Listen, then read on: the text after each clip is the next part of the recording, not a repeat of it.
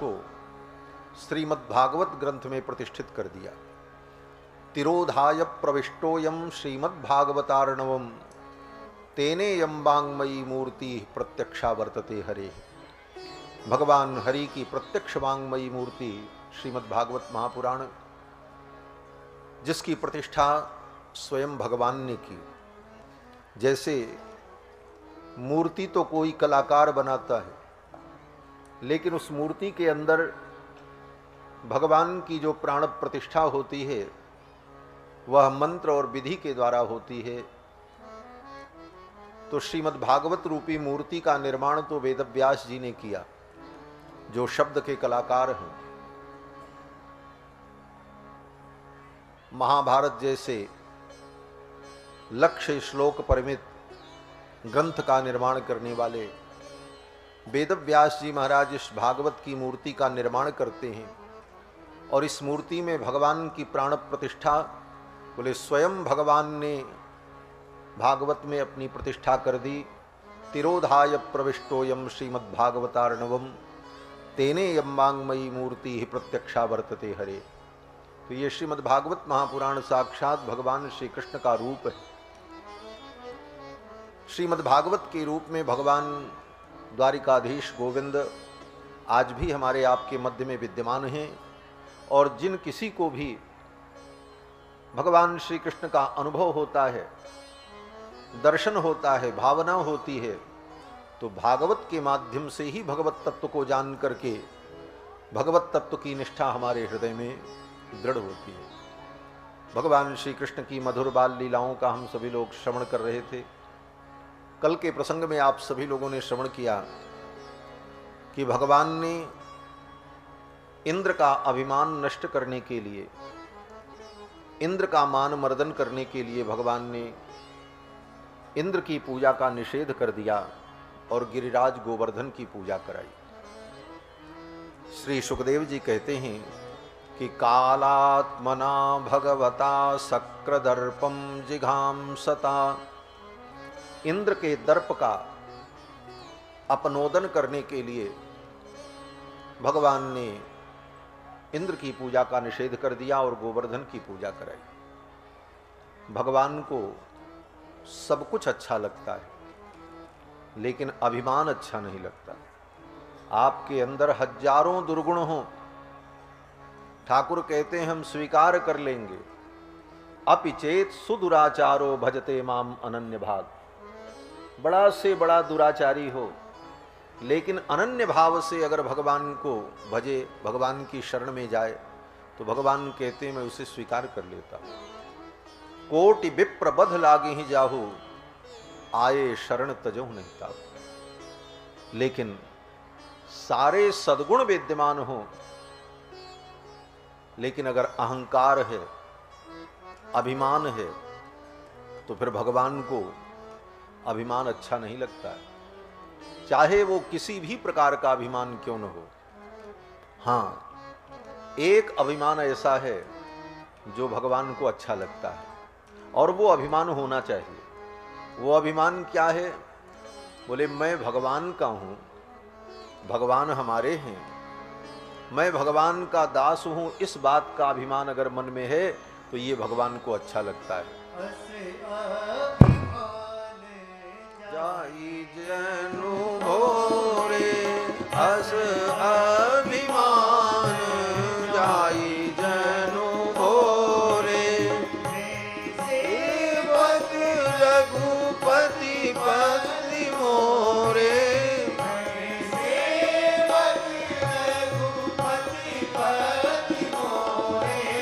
अस अभिमान जाई जनु भोरे, अस अभिमान जाई जनु भोरे, जाई जनु भोरे, जाई जनु भोरे। ये अभिमान तो होना ही चाहिए कि भगवान मेरे स्वामी हैं, मैं उनका दास हूँ। लेकिन इसके अतिरिक्त अगर किसी प्रकार का अभिमान मन में है तो भगवान वो अभिमान रहने नहीं देते, क्योंकि अभिमान भक्ति का बाधक है। भक्ति में तो दैन्य और नैत्यानुसंधान यही भक्ति की आधारशिला है। जब तक जीवन में दैन्यता नहीं आती, जब तक नैत्यानुसंधान नहीं होता, तब तक भक्ति हृदय में दृढ़ नहीं हो सकती। इंद्र के अंदर अभिमान कि मैं तो देवताओं का राजा हूं, तो भगवान ने लीला की, गोवर्धन पूजा करा दी। इंद्र की पूजा नहीं हुई। इंद्र को जब पता चला तो इंद्र को बड़ा क्रोध आया।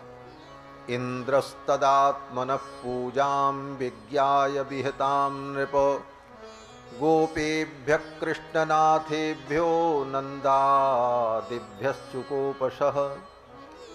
इंद्र ने नंदादि गोपों के ऊपर क्रोध किया। इन ब्रजवासियों ने मेरी पूजा नहीं की।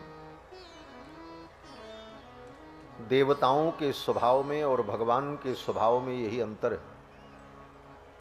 प्रतिवर्ष ब्रजवासी इंद्र की पूजा करते थे, एक बार नहीं की तो इंद्र ने उसको याद रखा कि इन ब्रजवासियों ने मेरी पूजा नहीं की, और प्रतिवर्ष जो पूजा की उसको भुला दिया। और भगवान का स्वभाव क्या है? बोले एक बार अगर कोई भगवान का उपकार कर दे तो भगवान उसे सदा याद रखते। कथंचिद उपकारेण कृते नैकेन तुष्यति। एक बार उपकार कोई कर दे तो भगवान उसे याद रखते हैं। न स्मरत्यपकाराणाम सतमप्यात्मवत्तया। उसके बाद अगर वो अपकार भी करे तो भगवान उसके अपकार को याद नहीं रखते, उसके उपकार को याद रखते। रहत न प्रभु चित चूक किए की, करत सुरत सैबार किए। ये रघुनाथ जी का स्वभाव है, ये ठाकुर जी का स्वभाव है। और देवताओं का स्वभाव, बोले प्रतिवर्ष पूजा की ब्रजवासियों ने, इंद्र ने उसको भुला दिया। एक बार पूजा नहीं की, इस बात को गांठ बांध ली और उन गोप ग्वाल बालों के ऊपर कोप किया। सुखदेव जी कहते हैं कोप तो किया इंद्र ने, लेकिन किसके ऊपर किया? बोले गोपेभ्य कृष्णनाथेभ्यो। कृष्ण जिनके नाथ हैं, सर्वेश्वर जिनके स्वामी हैं, उनके ऊपर क्रोध किया इंद्र ने।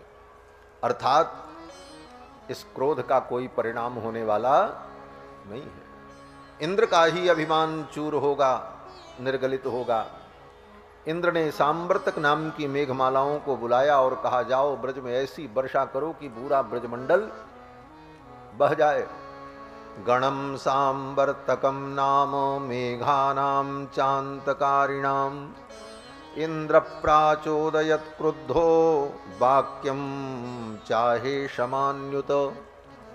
इंद्र ने सांवर्तक नाम की मेघमालाओं को बुलाया और कहा जाओ ऐसी वर्षा करो, ऐसी वर्षा करो कि पूरा ब्रजमंडल नष्ट हो जाए। देखते देखते भयंकर बादल आ गए, अंधकार छा गया। हाथी के सूंड के समान मोटी जलधारा गिरने लगी।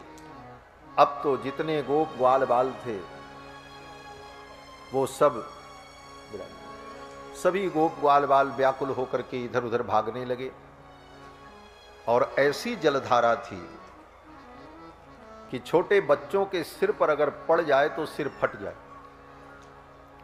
छोटे बच्चों के पीठ पर, शरीर पर वो जलधारा पड़े तो हड्डी टूट जाए। इतनी मोटी प्रचंड जलधारा आकाश से गिर रही थी। गोप ग्वाल बाल अपने बच्चों के सिर को अपनी छाती से लगाकर शिरः सुताश्च कायेन प्रच्छाद्यासार पीडिताः।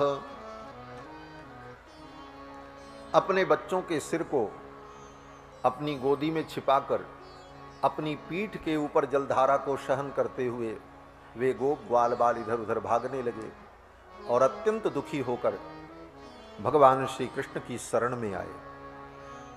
कल की कथा में मैंने निवेदन किया था, श्रीमद् भागवत महापुराण में पग पग पर, प्रसंग प्रसंग में भगवान की शरणागति का ही वर्णन है। ऐसी परिस्थिति आई तो सभी गोप ग्वाल बालों ने भगवान की शरणागति की। कृष्ण कृष्ण महाभाग त्वन्नाथम गोकुलम प्रभो। हे कृष्ण, आप ही मेरे नाथ हो, आप इस गोकुल के स्वामी हो। त्रातुमर्हसि देवान्न कुपिताद भक्तवत्सल, हे भक्तवत्सल आज इंद्र के कोप से हमें बचा लो। ये कहकर सभी गोप ग्वाल वालों ने भगवान गोविंद के चरणों में प्रणाम किया, शरणागति की। भगवान ने कहा चिंता मत करो, तस्मान मच्छरणम गोष्ठम मन्नाथम मत परिग्रहम। हे ब्रजवासियों तुम सब मेरी शरण में हो। ये संपूर्ण गोष्ठ, संपूर्ण गोकुल मेरे आश्रित है और आज मैं सब की रक्षा करूंगा।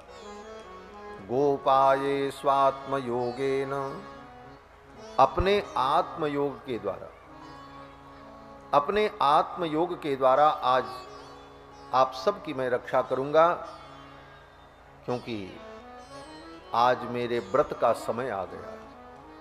भगवान ने कहा कि सोयम में व्रत आहितः, आज मेरे व्रत का समय आ गया है, आज मैं अपने व्रत का पालन करूंगा। भगवान का व्रत क्या है?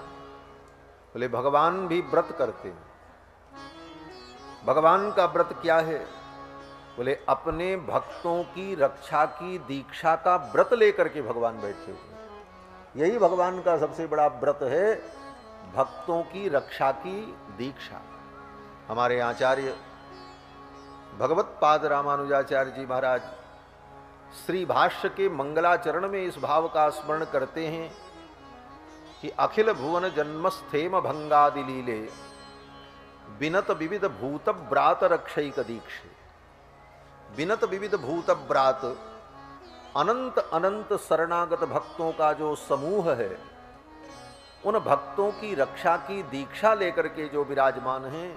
बिनत विविध भूत ब्रात रक्षैक दीक्षे, श्रुति शिरसि विदीप्ते ब्रह्मणि श्रीनिवासे भवतु मम परस्मिन् शेमुषी भक्ति रूपा।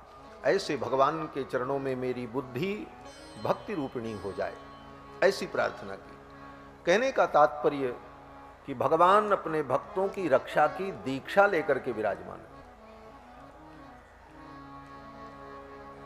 भगवान ने कहा आज मेरे व्रत पालन का समय आ गया है, और ये कहते हुए भगवान ने 7 कोस लंबे चौड़े गिरिराज महाराज को लीला पूर्वक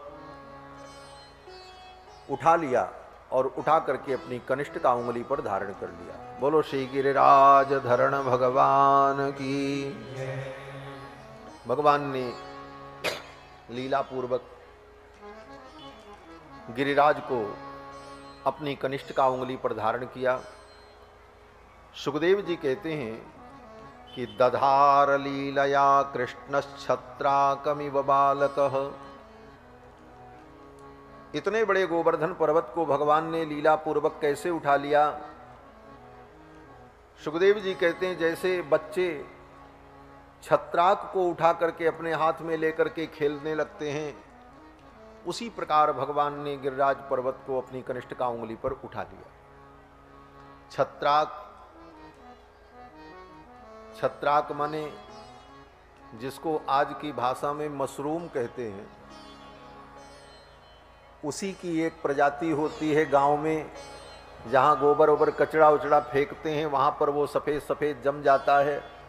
गांव की भाषा में उसको कुकुरमुत्ता कहते हैं। बड़ा हल्का होता है, बच्चे उसको उखाड़ लें और लेकर के ऐसे हाथ में ये मेरा छाता ऐसा खेलते हैं। तो जिस प्रकार उस छत्राक को उखाड़ करके हाथ में उठा लेने में बच्चों को कोई श्रम नहीं होता, उसी प्रकार 7 कोस लंबे चौड़े गोवर्धन पर्वत को भगवान ने छत्राक के समान उठा लिया और अपनी कनिष्ठ का उंगली पर धारण कर लिया। बोलो श्री गोवर्धन धरण भगवान की। भगवान ने जब पर्वत को उठाया तो नीचे बहुत बड़ा गड्ढा तैयार हो गया। जड़ से ही उखाड़ लिया पर्वत को। जब नीचे बहुत बड़ा गड्ढा तैयार हो गया तो भगवान ने गोप ग्वाल बालों से कहा, भैया सबरे इसी गड्ढे में आ जाओ। यथोपजोषम विशत गिरिगर्तम सगोधना। गिरिगर्तम, ये पर्वत का जो गर्त है, गड्ढा है, इसी में अपने बाल गोपाल गाय बछड़ों को लेकर के सब लोग आ जाओ। गिरिगर्तम सगोधना, फिर तो सभी गोप ग्वाल बाल धम्म धम्म उस गड्ढे में कूद गए, गाय बछड़ों को भी उतार दिया और सब पर्वत के नीचे आ गए। और भगवान अपनी कनिष्ठिका उंगली पर पर्वत को धारण किए हुए सभी गोप ग्वाल बालों ने कहा, कन्हैया इतने बड़े पर्वत को तूने अकेले उठा रखा है। मैया यशोदा ने कहा, अरे गोप ग्वाल बालों, सबरे मिल करके मेरे लाला की सहायता करो। मेरे लाला की कलाई बड़ी कोमल है और इतने बड़े पर्वत को कन्हैया ने अपनी उंगली पर धारण कर रखा है, कहीं मेरे लाला की कलाई मुरक गई तो क्या होगा। इसलिए हे गोप ग्वाल बालों, सब मिल करके मेरे लाला का सहयोग करो। मैया ने जब इस प्रकार कहा, यशोदा मैया ने, तो सभी गोप ग्वाल बालों ने अपने लाठी डंडे उस पर्वत में टिका दिए। महाराज गिरिवर लीनो धार कन्हैया मेरो बारो, नख पर गिरिवर लीनो धार कन्हैया मेरो बारो, नख पर गिरिवर लीनो धार कन्हैया मेरो बारो, नख पर गिरिवर लीनो धार कन्हैया मेरो बारो, कन्हैया मेरो बारो, कन्हैया मेरो बारो, कन्हैया मेरो बारो, कन्हैया मेरो बारो, नख पर गिरिवर लीनो धार कन्हैया मेरो बारो, नख पर गिरिवर लीनो धार कन्हैया मेरो बारो। लो कहे यशोदा मैया, निक जोर लगाओ मेरे भैया। लो कहे यशोदा मैया, निक जोर लगाओ मेरे भैया। हो गिरिवर में, हो गिरिवर में, गिरिवर में बोझ अपार कन्हैया मेरो बारो, गिरिवर में बोझ अपार कन्हैया मेरो बारो, नख पर गिरिवर लीनो धार कन्हैया मेरो बारो, नख पर गिरिवर लीनो धार कन्हैया मेरो बारो। लाला की नरम कलैया, कहीं मुरक न जाए कि भैया। लाला की नरम कलैया, कहीं मुरक न जाए कि भैया। लाला की नरम कलैया, कहीं मुरक न जाए कि भैया। लाला की नरम कलैया, कहीं मुरक न जाए कि भैया। कैसे झेले निकलो भार कन्हैया मेरो बारो, कैसे झेले निकलो भार कन्हैया मेरो बारो, नख पर गिरिवर लीनो धार कन्हैया मेरो बारो, नख पर गिरिवर लीनो धार कन्हैया मेरो बारो।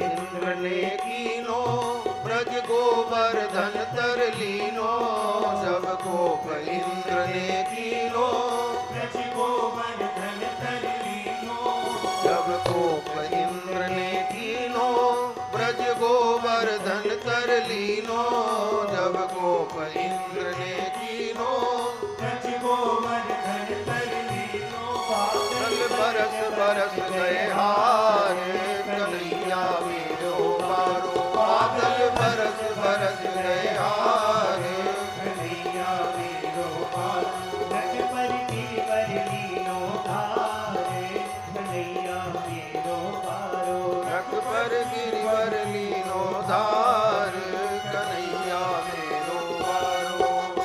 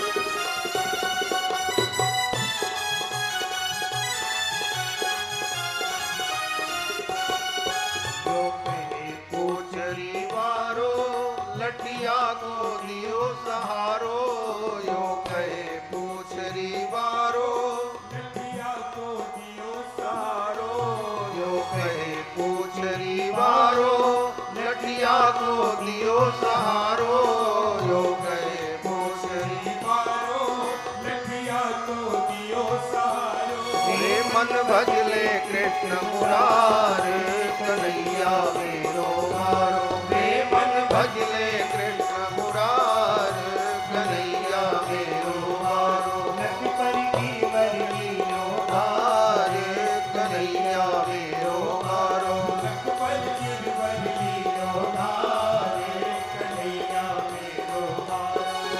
कन्हैया मेरो मारो, कन्हैया मेरो मारो, कन्हैया मेरो मारो। कन्हैया मेरो मारो। लख पर गिरवर लीनो धारे, कन्हैया मेरो मारो। लख पर गिरवर लीनो धारे, कन्हैया मेरो मारो। कन्हैया मेरो मारो, कन्हैया मेरो मारो, कन्हैया मेरो मारो। कन्हैया मेरो मारो। बोलो श्री बालकृष्ण लाल की, जय श्री गोवर्धन महाराज की, श्री गिरिराज धरण भगवान की जय। जय श्री राधे श्याम। भगवान ने गिरिराज गोवर्धन को अपनी कनिष्ठ का उंगली पर धारण किया। 7 दिन 7 रात्रि तक देवराज इंद्र वर्षा करते रहे और भगवान ने 7 दिनों तक गिरिराज गोवर्धन को अपनी कनिष्ठ का उंगली पर धारण किया। 7 दिन जब बीत गए, वर्षा बंद हुई, तो भगवान ने पर्वत को यथास्थान रख दिया। कैसे रख दिया? सुखदेव जी कहते हैं कि भगवान अपितम शैलम स्वस्थाने पूर्ववत प्रभु। पहले जैसे वो था उसी प्रकार से उसी स्थान पर उस पर्वत को भगवान ने वैसे ही रख दिया। भगवान अपितम शैलम स्वस्थाने पूर्ववत प्रभु पश्यताम सर्वभूतानाम स्थापयामास लीलया। लीला पूर्वक भगवान ने पर्वत को उसी स्थान पर यथावत रख दिया। इंद्र ने सोचा अब तो ब्रजमंडल नष्ट हो गया होगा, चलो देखते। देवराज इंद्र अपने ऐरावत पर बैठकर आकाश मार्ग से आए। जैसे बाढ़ आ जाने पर नेता लोग हवाई सर्वेक्षण करते हैं हेलीकॉप्टर में बैठकर, ऐसे ही देवराज इंद्र ने सोचा चलो अब देखते हैं ऊपर से, अब तो सब डूब रहे होंगे, बह रहे होंगे। लेकिन जब इंद्र आए तो देखते हैं ब्रज में धूल उड़ रही है, सब लोग खेल रहे हैं, कूद रहे हैं, बछड़े उछल रहे हैं। यह सब देखकर इंद्र को अनुभव हो गया। सारी बात इंद्र को पता चली। इंद्र को बड़ा पश्चाताप हुआ, मैंने भगवान सर्वेश्वर की लीला में विघ्न किया। इधर ब्रजवासियों ने नंद बाबा से कहा, बाबा एक बात बताओ, इतने बड़े पर्वत को कन्हैया ने कैसे अपनी कनिष्ठ का उंगली पर धारण किया? कथम बिभ्रत गिरिवरम पुष्करम गजराडिव। इतने बड़े गिरिराज पर्वत को कन्हैया ने उसी प्रकार उठा लिया जैसे कोई हाथी सरोवर से कमल पुष्प को उखाड़ करके अपनी सूंड में ले ले, उस प्रकार इतने बड़े पर्वत को कन्हैया ने कैसे धारण किया? क्या चमत्कार है। हमारे साथ ही कृष्ण खेलते हैं, हमारी अवस्था के हैं, हमारे सखा हैं, लेकिन कृष्ण के अंदर ये सामर्थ्य, ये दिव्यता, इसका रहस्य क्या है? तब नंद बाबा ने गोप ग्वाल बालों से कहा, भैया श्रूयताम में बचो गोपाभ्यो तो शंका चवोर्भके। आप सब लोग सावधानी से मेरी बात सुनो, आपकी शंका दूर हो जाए। मेरे बालक के विषय में जो शंका है आप लोगों के मन में, वो शंका दूर हो जाए। क्या बात? नंद बाबा ने कहा कि एनम कुमारमुद्दिश्य गर्गो में यदुवाच।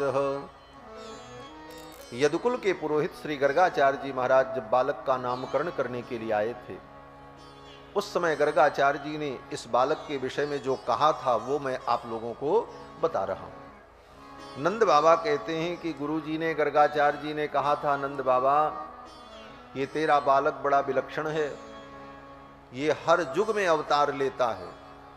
संभवामी युगे युगे, सतयुग में ये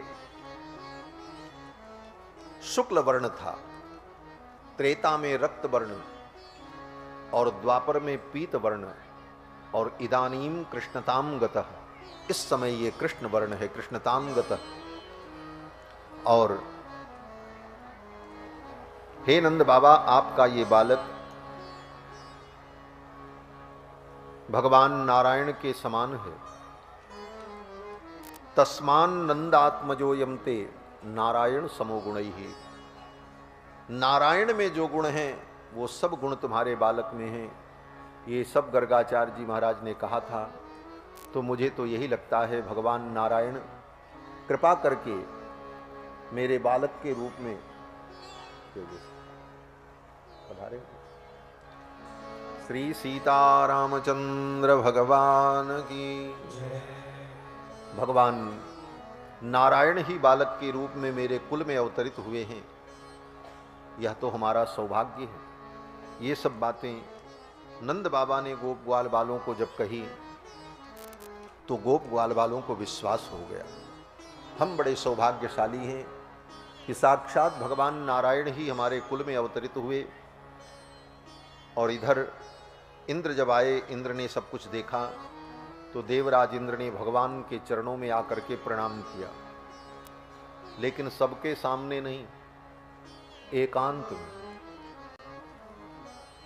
इंद्र ने सोचा सबके सामने मैं जाऊंगा भगवान के पास, क्षमा मांगूंगा तो हमारी तो बहुत बड़ी बेइज्जती हो जाएगी, हम तो देवताओं के राजा।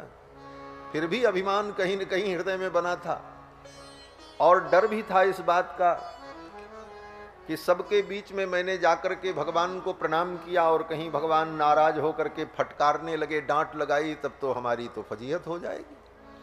इसलिए देवराज इंद्र मौके की तलाश कर रहे थे, एकांत मिल जाए तो एकांत में जाकर के मैं भगवान को प्रणाम करके क्षमा मांग दूं। एकांत अवसर देख करके इंद्र आए। विविक्त उपसंगम्य व्रीडित कृत हेलनः, एकांत अवसर पाकर के देवराज इंद्र आए और अत्यंत लज्जित होकर पस्पर्श पादयोरेनम किरीटेनार्क वर्चसा, अपने किरीट मुकुट को दोनों हाथ से इंद्र ने ऐसे पकड़ा और भगवान के चरणों में अपने मत्थे को झुकाया। अपने किरीट मुकुट से भगवान के चरणों का संस्पर्श किया।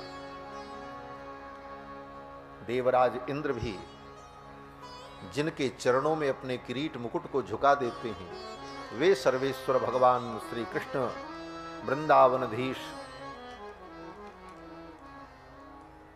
इंद्र ने चरणों में प्रणाम किया और इंद्र ने बड़ी सुंदर स्तुति की भगवान की। स्तुति करते हुए इंद्र ने कहा कि नमस्तुभ्यं भगवते पुरुषाय महात्मने वासुदेवाय कृष्णाय सात्वतां पतये नमः। हे भगवन, आपको मैं प्रणाम करता हूँ। हे परम पुरुष, हे महान आत्मा, हे वासुदेव, आपके चरणों में मैं प्रणाम करता हूँ। ये सब कह करके इंद्र ने भगवान के चरणों में प्रणाम किया। भगवान प्रसन्न हो गए। भगवान ने कहा, इंद्र, मैंने तुम्हारे ऊपर अनुग्रह किया है। जब कोई व्यक्ति अपने पद प्रतिष्ठा के अहंकार में आकर, भगवान कहते हैं कि जब कोई व्यक्ति पद प्रतिष्ठा के अहंकार में आकर मुझ दंडपाणी परमात्मा को भूल जाता है, दंडपाणिम न पश्यति, मुझ दंडपाणी को भूलकर स्वयं को स्वतंत्र और स्वामी मानने लगता है, तो उसके ऊपर अनुग्रह करने के लिए, उसके अहंकार को, उसके भ्रम को दूर करने के लिए मैं ऐसी लीला करता हूं। और मैंने जो किया, तुम्हारे ऊपर मैंने अनुग्रह किया है। जाओ, कभी इस प्रकार का अभिमान मत करना और प्रजा की सेवा करो, प्रजा का पालन करो। गम्यताम शक्रभद्रम वह क्रियताम मेनुशासनम, मेरे अनुशासन का पालन करो और मेरी बनाई हुई मर्यादा में रहो। ये सब कह करके भगवान ने इंद्र को आशीर्वाद दे करके विदा किया। उसी समय स्वर्ग से कामधेनु आई। कामधेनु के दुग्ध से भगवान श्री कृष्ण का अभिषेक किया इंद्र ने और गोविंद नाम से भगवान को संबोधित किया। यह लीला, गोवर्धन धरण लीला जो है, इंद्र के अभिमान को नष्ट करने के लिए, इंद्र के गर्व को चूर करने के लिए भगवान ने यह लीला की। इसके बाद कथा आती है कि एक दिन एकादशी का व्रत था। नंद बाबा ने एकादशी का व्रत किया था। दूसरे दिन द्वादशी को जमुना में स्नान करने गए। एकादश्याम निराहारः समभ्यर्च जनार्दनम स्नातुम नंदस्तु कालिंद्या द्वादश्याम जलमाविशत। द्वादशी के दिन जमुना में स्नान करने के लिए नंद बाबा गए, लेकिन समय का ठीक ठीक परिज्ञान नहीं था। रात्रि के 2 बजे ही जमुना में स्नान करने चले गए। रात्रि के 2 बजे आसुरी बेला होती है। आसुरी बेला में किसी नदी, तालाब में, सरोवर में प्रवेश नहीं करना चाहिए। उस समय वरुण के सेवक असुर वहां पर विचरण करते हैं और उस समय जो व्यक्ति नदी, तालाब में प्रवेश करता है उसे वरुण के सेवक असुर दंड देते हैं। इसीलिए पुरानी परंपरा है, रात्रि में नदी में स्नान करना, तालाब में स्नान करना निषेध है। लेकिन ये निषेध ग्रहण को छोड़ करके है। अगर रात्रि में चंद्र ग्रहण हो और अर्धरात्रि में ग्रहण का मोक्ष हो रहा हो तो उस समय नदी में, तालाब में स्नान करने में दोष नहीं होता। लेकिन ग्रहण के अतिरिक्त किसी काल में, अर्धरात्रि में नदी, तालाब में प्रवेश नहीं करना चाहिए। नंद बाबा को समय का ठीक ठीक परिज्ञान नहीं था। अविज्ञायासुरीं बेलाम प्रविष्टमुदकम निशि। नंद बाबा को लगा कि सवेरा हो गया और जमुना में स्नान करने गए। और ज्यों ही जमुना में प्रवेश किया नंद बाबा ने, वरुण के सेवकों ने, असुरों ने नंद बाबा को पकड़ लिया। वरुण पास से बांध दिया और बांध करके नंद बाबा को वरुण लोक लेकर के चले गए। वरुण के सेवकों ने नंद बाबा को वरुण पास में बांधकर जब वरुण लोक लेकर के चले गए, नंद बाबा स्नान करके नहीं लौटे। सवेरा हो गया। लोग ढूंढने लगे, बाबा कहाँ हैं? सबने कहा स्नान करने गए थे, चलो ढूंढते हैं। सभी गोप ग्वाल बाल जमुना के तट पर पहुंचे तो देखा जिस घाट पर नंद बाबा प्रतिदिन स्नान करते थे वहीं नंद बाबा का कमंडल रखा हुआ था, कपड़े रखे थे, लाठी रखी हुई थी, लेकिन नंद बाबा नहीं थे। गोप ग्वाल बाल रोने लगे, बस बस बाबा यहीं स्नान करते थे, देखो बाबा का कमंडल रखा हुआ है, लाठी रखी है, कपड़े रखे हैं, नंद बाबा नहीं हैं, लगता है नंद बाबा डूब गए, बह गए। ये कह करके सभी गोप ग्वाल बाल रोने लगे। सभी ब्रजवासी जब करुण क्रंदन करने लगे, भगवान श्याम सुंदर आए। भगवान श्याम सुंदर ने दिव्य दृष्टि से सब कुछ जान लिया। भगवान श्याम सुंदर ने कहा चिंता मत करो, बाबा न डूबे हैं न बहे हैं, बाबा को वरुण के सेवक पकड़ करके ले गए हैं, मैं जा रहा हूं और अपने बाबा को लेकर के आता हूं। ये कह करके 7 वर्ष के कन्हैया कृष्ण सीधे वरुण लोक पहुंचे। इस मृत्यु लोक का कोई प्राणी सशरीर किसी दूसरे लोक में चला जाए ये संभव नहीं है। ये भगवान की अति मानुष लीला है, मनुष्य से ऊपर का चरित्र है। यद्यपि भगवान मानव रूप धारण करके लीला करते हैं श्री रामावतार में, कृष्णावतार में, लेकिन उन लीलाओं में भी बहुत ऐसी लीलाएं हैं जो अति मानुष चरित्र है। अति मानुष चरित्र का मतलब जो चरित्र मनुष्य के द्वारा संभव नहीं है। ये भगवान कृष्ण का अति मानुष चरित्र था। भगवान सीधे वरुण लोक पहुंचे। जब वरुण लोक में प्रवेश किया तो वरुण का दिव्य दरबार लगा था। नंद बाबा वरुण पास में बंधे खड़े थे। दरबार में कार्यवाही चल रही थी। नंद बाबा ने दूर से कन्हैया कृष्ण को आते देखा। नंद बाबा सोचने लगे, हमको तो पकड़ा ही था वरुण के सेवकों ने, लगता है मेरे छोरे को भी पकड़ लिया, ये यहां कहां से आ गए। अब तो नंद बाबा को बड़ी चिंता हुई। लेकिन तब तक नंद बाबा ने क्या देखा कि जैसे ही कन्हैया कृष्ण वरुण देवता के दरबार में प्रविष्ट हुए, वरुण देवता ने भगवान श्याम सुंदर को देखा, अपने सिंहासन से उठ करके दौड़ पड़े और आकर के भगवान को साष्टांग प्रणाम किया। कन्हैया कृष्ण को जब साष्टांग प्रणाम किया वरुण देवता ने, तब तो नंद बाबा की छाती चौड़ी हो गई। आह, मेरे कन्हैया को ये तो दंडोत कर रहे हैं, अब कोई चिंता नहीं है, मेरा कृष्ण आ गया। वरुण देवता ने भगवान के चरणों में प्रणाम किया और वरुण देवता ने कहा, महाराज नमस्तुभ्यं भगवते ब्रह्मणे परमात्मने न यत्र श्रूयते माया लोक सृष्टि विकल्पना। हे भगवान, आपके चरणों में मैं प्रणाम करता हूं। आपने बड़ी कृपा की, मेरे वरुण लोक को आज धन्य कर दिया। भगवान श्याम सुंदर ने कहा, तुम्हारा वरुण लोक धन्य करने में नहीं आया हूं, मैं तो अपने बाबा को छुड़ाने आया हूं, अपने बाबा को लेने आया हूं। ये सुनते ही तो वरुण देवता थरथर कांपने लगे। वरुण देवता ने हाथ जोड़ करके भगवान गोविंद से कहा कि अजानता मामकेन मूढ़ेन कार्य वेदिना आनीतोयम तव पिता तद्भवान छन्तुमर्हति। हे भगवान, ये मेरे सेवक जो हैं ये बड़े मूर्ख हैं। अजानता मामकेन मूढ़ेन कार्य वेदिना, क्या कार्य है क्या अकार्य है इसका ज्ञान इन सेवकों को नहीं। ये मेरे सेवक बड़े मूढ़ हैं, इन्होंने बहुत बड़ी गलती की, आपके पिताजी को पकड़ करके ले आए। आनी तो यम तव पिता तद भवान छन्तुमर्हति, मेरे इन सेवकों ने आपके पिता को पकड़ लिया, बंधन में डाला, इसके लिए मैं क्षमा मांगता हूं। हे प्रभु, आप मुझे क्षमा कर दो।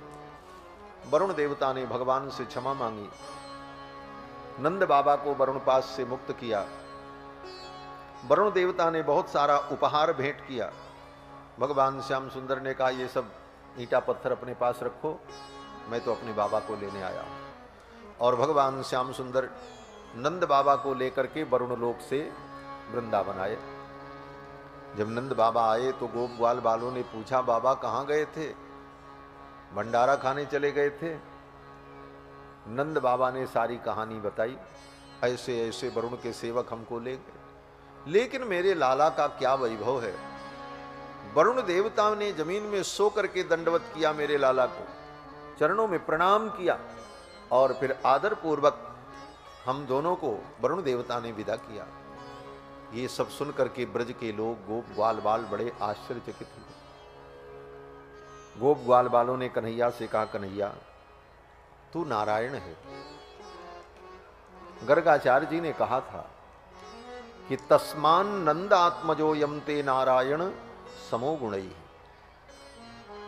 तू नारायण है और नारायण वैकुंठ में विराजते हैं। नारायण का जो धाम है उसका नाम वैकुंठ है। कृष्ण, एक बार मुझे अपने उस वैकुंठ का दर्शन तो करा दो। ब्रजवासियों ने कहा, कन्हैया एक बार अपने उस वैकुंठ का हमको दर्शन कराओ, हम भी तो देखें तुम्हारा वैकुंठ कैसा है। भगवान श्याम सुंदर ने कहा, ठीक है, एक काम करो, सब अपनी आंखें बंद करो। सभी गोप ग्वाल बालों ने अपनी आंखें बंद की। इति समचिन्त्य भगवान महाकारुणिको हरिः दर्शयामास लोकम स्वम गोपानां तमसः परम।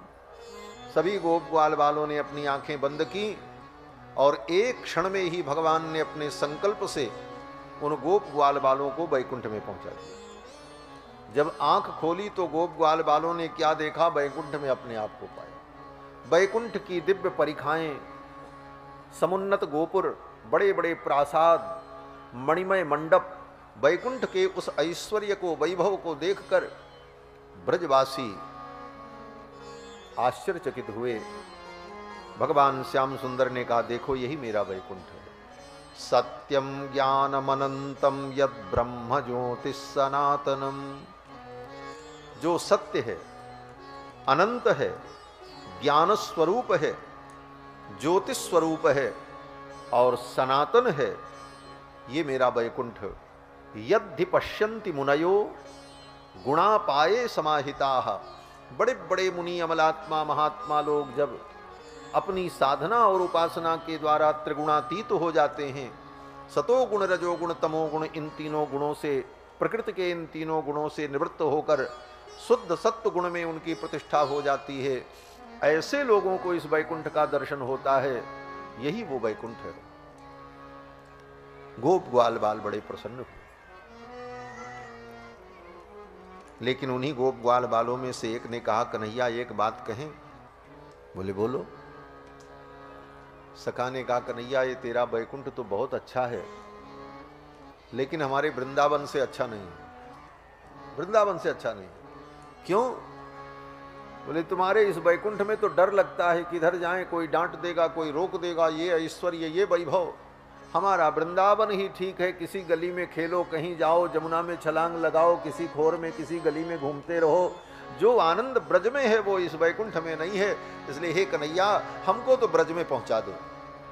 भगवान ने कहा, अच्छा बंद करो अपनी आंखें। गोप ग्वाल बालों ने अपनी आंखें बंद की। अगले क्षण जब आंख खोली तो अपने आप को वृंदावन में पाया।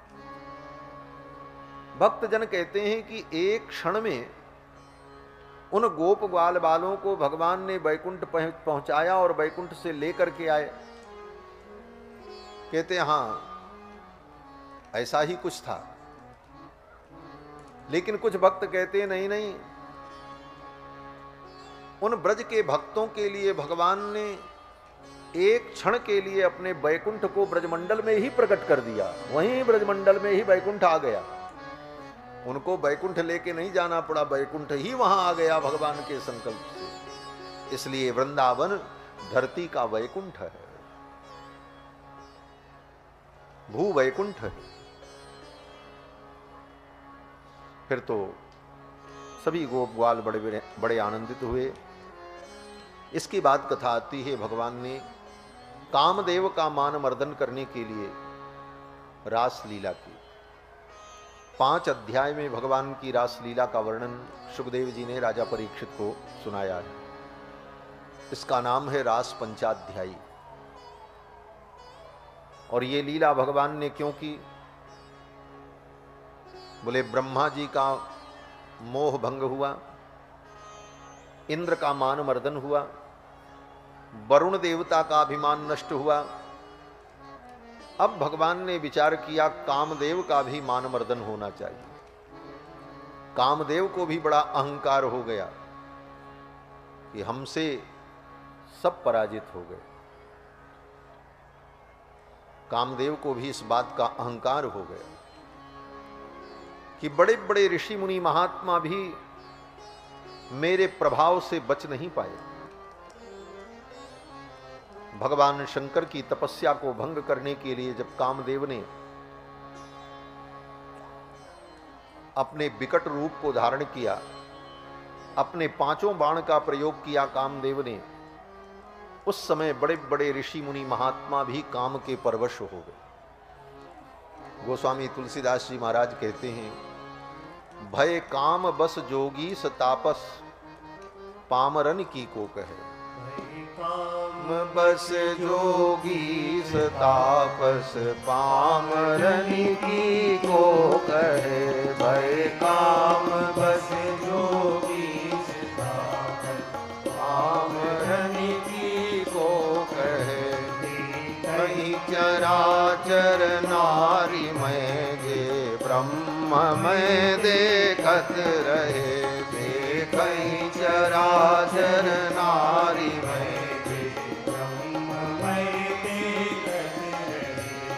भला बिलो कहीं पुरुष में जग पुरुष सब अबलामयम अपना बिलो कहीं पुरुष में जग पुरुष सब अबलामयम दुई दंड भरी ब्रह्मांड भीतर काम कृत कौतुक अयम दंड भरी ब्रह्मांड भीतर काम कृत कौतुक अयम काम बस जोगी तापस भावरन की हो करे काम बस जोगी तापस पावरन की हो करे काम बस जोगी तापस पावरन की हो करे पावरन की पावरन की कामदेव ने जब अपने प्रचंड रूप को प्रकट किया, गोस्वामी जी महाराज कहते हैं भय काम बस जोगी तापस, बड़े बड़े जोगी तपस्वी भी काम के परवश हो गए। भय काम बस जोगी तापस पामरन की को कहे, पामर प्राणी की क्या बात है। देखहि चराचर नारीमय जे ब्रह्ममय देखत रहे, जिसको सारा संसार ब्रह्ममय दिखाई पड़ रहा था, उनको सारी दुनिया नारी के रूप में दिखाई पड़ने लगी। अबला बिलोकहि पुरुष जग, पुरुष सब अबलामय, नारियों को सारा संसार पुरुष के रूप में दिखने लगा, पुरुषों को सारा संसार नारी के रूप में दिखने लगा। दुई दंड भरी ब्रह्मांड भीतर काम कृत कौतुक अयम, कामदेव को बड़ा गर्व हो गया, मेरा इतना बड़ा प्रभाव सारी दुनिया को हमने हिला दिया। भगवान ने मन में सोचा कामदेव का दर्प दूर होना चाहिए। कामदेव इठलाते हुए जा रहा था, रास्ते में नारद जी मिल गए। नारद जी ने कहा कहो कंदर्प कहां जा रहे हो। कामदेव ने कहा महाराज कहां जाएं, कोई लड़ने वाला हमसे मिलता ही नहीं, सब हार गए हमसे। आप भी तो विश्वमोहिनी के चक्कर में पड़ गए थे, नारद जी की भी चुटकी ले ली। हाँ। नारद जी को तो थोड़ा अटपटा लगा। आज भी लोग कथा में नारद मोह की चर्चा करते हैं। विश्वमोहिनी को देखकर नारद जी के मन में यही हुआ, ये जोग जब साधना क्या करें, अब तो इसी से मेरा ब्याह हो जाए तो जीवन का सुख मिले। कामदेव ने कहा आप भी तो विश्वमोहिनी के चक्कर में पड़कर विचलित हो गए। नारद जी ने कहा कामदेव को बड़ा गर्व है, इसका गर्व चूर होना चाहिए। नारद जी ने कहा देखो कामदेव, तुमने सबको जीत लिया, लेकिन विश्व विजय का अवार्ड तुमको मैं नहीं दे सकता। क्यों बोले अभी सबको तुमने नहीं जीता है। कामदेव ने कहा कौन बचा, बड़े बड़े जोगी मुनि तो बचे ही नहीं, अब कौन बचा। नारद जी ने कहा एक 10 वर्ष का बालक है वृंदावन में, अगर उसे तुम पराजित कर दो तो मैं मान लूंगा कि तुम विश्व विजयी हो। कामदेव ने कहा 10 वर्ष का बालक, बड़े बड़े मुनि महात्मा तो बचे नहीं है, 10 वर्ष का बालक मेरे सामने क्या है। नारद जी ने कहा 10 वर्ष का बालक है, अभी कभी विद्यालय भी नहीं गया है, पढ़ा लिखा भी नहीं है, गाय चराता है और दिन भर गोपियों के बीच में ताता थैया करता रहता है। अगर उस कृष्ण को तुमने पराजित कर दिया तो मैं मान लूंगा कि तुम विश्व विजयी हो। कामदेव ने कहा ठीक है। कामदेव चल पड़ा, भगवान के पास आया, भगवान से सारी बात कही। भगवान ने कहा ठीक है, हमारा तुम्हारा मैच होगा, ये प्रतिस्पर्धा होगी। कामदेव ने कहा कब? भगवान ने कहा आश्विन मास की पूर्णिमा तिथि को, शरद पूर्णिमा की रात्रि में जमुना के तट पर वंशी बट पर हजारों हजारों गोपियों के मध्य में मैं एकमात्र पुरुष रहूंगा, तुम अपनी पूरी तैयारी से आ जाना, उसी दिन निर्णय हो जाए। कामदेव ने कहा ठीक। भगवान ने कामदेव को आमंत्रण दे दिया। जब वो रात्रि आई, शरद पूर्णिमा की रात्रि, सुखदेव जी कहते हैं राजन, भगवान पिता रात्रि शरदोत्फुल्ल मल्लिका वीक्षरन्तुम मनश्चक्रे योग मायामुपाश्रितः। उस रात्रि में, हाँ बैठ जाइए, ये सब अब अंत में, कथा के अंत में। भगवान पिता रात्रि ही शरदोत्फुल्ल मल्लिका वीक्षरन्तुम मनश्चक्रे योग माया मुपाश्रितः। भगवान ने उस शरद पूर्णिमा की रात्रि में अपनी योग माया को आदेश दिया, रास लीला के उपकरण उपस्थित करो। भगवान की योग माया ने संपूर्ण उपकरण उपस्थित कर दिया। भगवान की योग माया बड़ी विलक्षण है। भगवान की योग माया अघटित घटनापटी ऐसी है, जो घटना किसी प्रकार से घटित नहीं हो सकती, उस घटना को भी जो घटित कर दे, उसका नाम योग माया है। भगवान की योग माया बड़ी विलक्षण है। भगवान ने अपनी योग माया को आदेश दिया, रास लीला के लिए संपूर्ण उपकरण और वातावरण उपस्थित किया जाए। योग माया ने संपूर्ण वातावरण उपस्थित कर दिया। चंद्रमा की किरणें पृथ्वी को आह्लादित करने लगीं, मल्लिका के पुष्प खिल गए, जमुना की कलकल धारा मानो सुंदर संगीत को प्रकट करने लगी। जमुना के तट पर हरित दूर्वा मानो सुंदर आस्तरण के समान बिछ गई। मल्लिका के पुष्प की सुगंधी वायु के द्वारा सर्वत्र प्रसरित होने लगी। ऐसा मधुमय सुंदर वातावरण उपस्थित हुआ।